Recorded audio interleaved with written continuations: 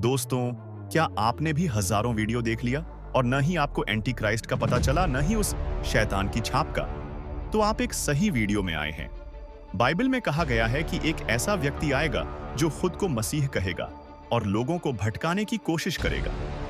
आज हम जानेंगे कि बाइबल में इस व्यक्ति के बारे में क्या कहा गया है, उसके निशान क्या हैं और हम कैसे समझ सकते हैं कि असली मसीह और धोखेबाज में क्या अंतर है।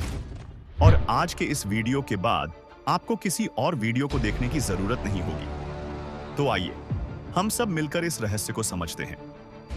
आप बस वीडियो को अंत तक बिना स्किप किए देखें, क्योंकि अगर स्किप करेंगे तो कुछ समझ नहीं पाएंगे।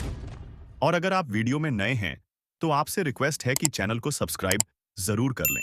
दोस्तों, प्रकाशित वाक्य 13 का 18 वचन कहता है, ज्ञान इसी में है, जिसे बुद्धि हो वह इस पशु का अंक जोड़ ले, क्योंकि वह मनुष्य का अंक है और उसका अंक 666 है।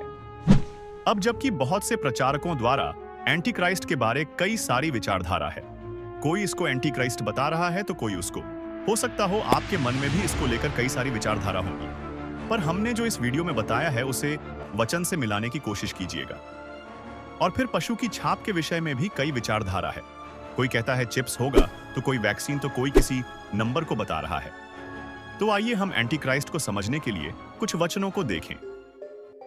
प्रकाशित वाक्य 13 का 1 वचन, मैंने एक पशु को समुद्र में से निकलते हुए देखा, जिसके 10 सींग और 7 सिर थे। उसके सींगों पर 10 राजमुकुट और उसके सिरों पर परमेश्वर की निंदा के नाम लिखे हुए थे। देखिए, यूहन्ना दर्शन में इस बात को देख रहा है, कहा उसने एक पशु देखा। यह वही पशु है जो प्रकाशित वाक्य अध्याय 17 में पाया जाता है। तब वह मुझे पवित्र आत्मा में जंगल को ले गया और मैंने लाल रंग के पशु पर, जो निंदा के नामों से भरा हुआ था और जिसके 7 सिर और 10 सींग थे, एक स्त्री को बैठे हुए देखा। देखिए, अब इस पशु के ऊपर एक स्त्री बैठी है और प्रकाशित वाक्य 17 का 1 वचन के अनुसार यह स्त्री वेश्या है। इससे पहले हम एंटी क्राइस्ट और 666 समझें, हमें इस स्त्री को समझना होगा। और आपको यहां बता दें कि बाइबल में स्त्री का मतलब कलीसिया या चर्च होता है, जिसके लिए आप इफिसियों 5 का 22 से आगे पढ़ सकते हैं, जहां पौलुस पति और पत्नी के विषय में बताते हुए वचन 32 में कहता है। यह भेद तो बड़ा है, पर मैं मसीह और कलीसिया के विषय में कहता हूं। ठीक यही बात इजराइल के लिए कहता है, क्योंकि तेरा कर्ता तेरा पति है, उसका नाम सेनाओं का यहोवा है। परमेश्वर अपने आप को पति कहता है और कलीसिया या चर्च को पत्नी, और पत्नी एक स्त्री होती है। अब जबकि हमने प्रकाशित वाक्य 17 में देखा कि एक स्त्री है जो कि वेश्या है। दोस्तों, हमने देखा स्त्री मतलब चर्च, और वेश्या का मतलब वह स्त्री जो अपनी पति की आज्ञा को नहीं मानती, या कहें पति की आज्ञा के अनुसार नहीं चलती है। तो प्रकाशित वाक्य 17 के अनुसार यह वह चर्च है जो अपने पति की बात को नहीं मानती है। और इफिसियों अध्याय 5 के अनुसार पति मसीह है, और यूहन्ना 1 का 1 वचन के अनुसार मसीह वचन है। तो दोस्तों, यह वह स्त्री या चर्च है जो अपने पति अर्थात मसीह जो कि वचन है, उसके अनुसार नहीं चलती है। आइए वचन से देखें वह कौन सी चर्च है। प्रकाशित वाक्य 13:1, मैंने एक पशु को समुद्र में से निकलते हुए देखा, जिसके 10 सींग और 7 सिर थे। जिन 7 स्वर्गदूतों के पास वे 7 कटोरे थे, उनमें से एक ने आकर मुझसे यह कहा, इधर आ, मैं तुझे उस बड़ी वेश्या का दंड दिखाऊं जो बहुत से पानी पर बैठी है। और फिर आगे वचन कहता है, तब वह मुझे पवित्र आत्मा में जंगल को ले गया और मैंने लाल रंग के पशु पर, जो निंदा के नामों से भरा हुआ था और जिसके 7 सिर और 10 सींग थे, एक स्त्री को बैठे हुए देखा। देखिए, जो चीज वचन 13 में है वह वचन 17 में भी पाई जाती है, अर्थात वह 7 सिर और 10 सींग वाला जानवर जिस पर वह स्त्री बैठी है। दोस्तों, आपको बता दे कि जानवर का मतलब होता है ताकत। तो यह ऐसी चर्च है जो बहुत ताकतवर है। तो अब हम देखते हैं कि 7 सिर क्या है। प्रकाशित वाक्य 17 का 7, उस स्वर्गदूत ने मुझसे कहा, तू क्यों चकित हुआ? मैं इस स्त्री और उस पशु का जिस पर वह सवार है और जिसके 7 सिर और 10 सींग हैं, तुझे भेद बताता हूं। वचन 9, यह समझने के लिए एक ज्ञानी मन आवश्यक है।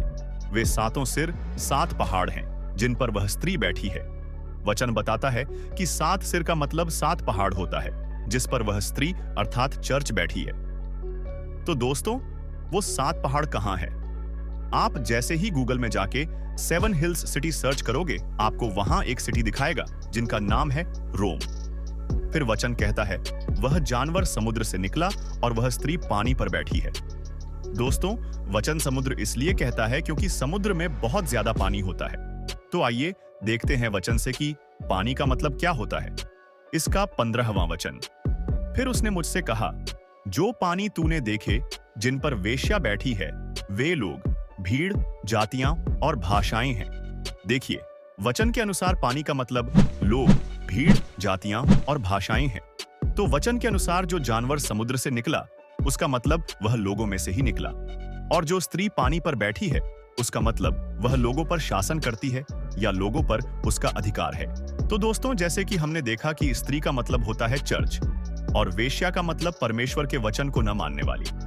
7 सिर मतलब 7 पहाड़ जो कि रोम में है, और पानी का मतलब लोग। तो यह स्त्री अर्थात चर्च जो 7 सिर अर्थात 7 पहाड़ अर्थात रोम पर बैठी है, वह कोई और नहीं बल्कि रोमन कैथोलिक चर्च है। और रोमन कैथोलिक चर्च को वचन कहता है, और उसके माथे पर यह नाम लिखा था, भेद, बड़ा बाबेल, पृथ्वी की वेश्याओं और घृणित वस्तुओं की माता। अगर आपको भी इस बाबेल या रोम का इतिहास जानना है, तो आप हमारे इस वाले वीडियो पर जाके देख सकते हैं, जो ऊपर स्क्रीन पर आई बटन दिखाई दे रहा है। आप हमारे डिस्क्रिप्शन बॉक्स में भी जाके उस वीडियो को देख सकते हैं। तो दोस्तों, जबकि हमने बाइबल बताती है, वह पशु और कोई नहीं बल्कि रोमन कैथोलिक चर्च है। इसके विषय में दूसरा थिस्सलुनीकियों 2 उसका 3 और 4 वचन कहता है, किसी रीति से किसी के धोखे में न आना, क्योंकि वह दिन न आएगा जब तक विद्रोह नहीं होता और वह अधर्मी पुरुष अर्थात विनाश का पुत्र प्रकट न हो, जो विरोध करता है और हर एक से जो परमेश्वर या पूज्य कहलाता है, अपने आप को बड़ा ठहराता है, यहाँ तक कि वह परमेश्वर के मंदिर में बैठकर अपने आप को परमेश्वर प्रकट करता है। दोस्तों, देखिए, वचन कहता है कि वह परमेश्वर की मंदिर में बैठा है। परमेश्वर का मंदिर अर्थ चर्च में बैठा है और अपने आप को परमेश्वर से बड़ा ठहराता है, और वह विरोध करता है। दोस्तों, यह रोमन कैथोलिक चर्च ही है तो ऐसा करता है। लोग पाप का अंगीकार पोप के पास करते हैं, जो कि परमेश्वर के तुल्य होने के बराबर है, जबकि पाप क्षमा करने का अधिकार सिर्फ यीशु मसीह के पास है। आप बाइबल के वचन में देखिए कि बाइबल में कहां दिया है कि तुम बच्चों को बपतिस्मा दो, और बपतिस्मा भी छिड़काव का, जबकि बपतिस्मा का अर्थ ही पानी में डुबाना होता है। आज मिस्सा और ख्रीस्त, राजा पर्व, संत मोनिका दिवस और संतों का पर्व, और न जाने ऐसे कितने चीजें हैं जो परमेश्वर के वचन में है ही नहीं। बाइबल की 10 आज्ञाएं और कैथोलिक चर्च की 10 आज्ञा बिल्कुल अलग है। अब जरा आप एंटी क्राइस्ट का मतलब देखें। एंटी क्राइस्ट 2 शब्द से मिलकर बना है, एंटी और क्राइस्ट। एंटी अर्थात विरोधी और क्राइस्ट का मतलब मसीह। एंटी क्राइस्ट का मतलब मसीह विरोधी, मसीह अर्थात वचन, और एंटी क्राइस्ट का मतलब वचन विरोधी।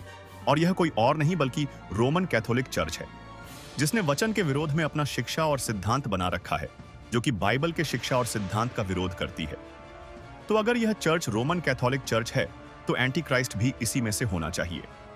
आइए वचन से उसका चिन्ह, जो कि 666 है, उसे समझे। और उसने छोटे बड़े, धनी कंगाल, स्वतंत्र दास, सबके दाहिने हाथ या उनके माथे पर एक एक छाप करा दी, कि उसको छोड़ जिस पर छाप अर्थात उस पशु का नाम या उसके नाम का अंक हो, और अन्य कोई लेन देन न कर सके। ज्ञान इसी में है, जिसे बुद्धि हो वह इस पशु का अंक जोड़ ले, क्योंकि वह मनुष्य का अंक है और उसका अंक 666 है। अब लिखा है, ज्ञान इसी में है, जिसे बुद्धि हो वह इस पशु का अंक जोड़ ले, क्योंकि वह मनुष्य का अंक है। देखिए, वचन कहता है कि यह पशु का अंक है, और हमने देखा पशु का मतलब शक्ति या ताकत होती है, और यह वही पशु है जिस पर वह स्त्री बैठी है। पर वचन आगे कहता है, जिसे बुद्धि हो वह इस पशु का अंक जोड़ ले, क्योंकि वह मनुष्य का अंक है। देखिए, वचन बताता है, यह अंक किसी चिप्स का नहीं, वैक्सीन का नहीं, पर यह अंक एक मनुष्य का है, और उसका अंक 666 है। दोस्तों, जैसा वचन बताता है कि 666 अंक मनुष्य का अंक है, और वह मनुष्य रोमन कैथोलिक चर्च में पाया जाता है। और जैसा कि आपको पता है कि रोमन कैथोलिक चर्च का हेड जो होता है वह पोप होता है, और पोप के सिर पर एक मुकुट होता है जिस पर वाइकरियस फिली डेई लिखा होता है। जिसका मतलब होता है परमेश्वर के पुत्र के स्थान में। और अगर हम इस अक्षरों को मेन जो रोमन नंबर्स है उसको जोड़ें तो वो होता है 666। और यही है जो उस पशु अर्थात मनुष्य का अंक है। और 666 कोई और नहीं बल्कि रोमन कैथोलिक चर्च का पोप और यही एंटी क्राइस्ट है। आप बोलोगे भाई किसी को भी एंटी क्राइस्ट मत बनाओ, लेकिन आप जरा इस वचन को देखें। फिर स्वर्ग पर एक बड़ा चिन्ह दिखाई दिया, अर्थात एक स्त्री जो सूर्य ओढ़े हुए थी और चांद उसके पांवों तले था और उसके सिर पर 12 तारों का मुकुट था। वह गर्भवती हुई और चिल्लाती थी क्योंकि प्रसव की पीड़ा उसे लगी थी, क्योंकि वह बच्चा जनने की पीड़ा में थी। देखिए प्रकाशित वाक्य 12 में एक और स्त्री है, पर यह वह वेश्या नहीं। पर एक और चिन्ह स्वर्ग में दिखाई दिया। एक बड़ा लाल अजगर था जिसके 7 सिर और 10 सींग थे और उसके सिरों पर 7 राजमुकुट थे। और उसकी पूंछ ने आकाश के तारों की 1/3 को खींचकर पृथ्वी पर डाल दिया।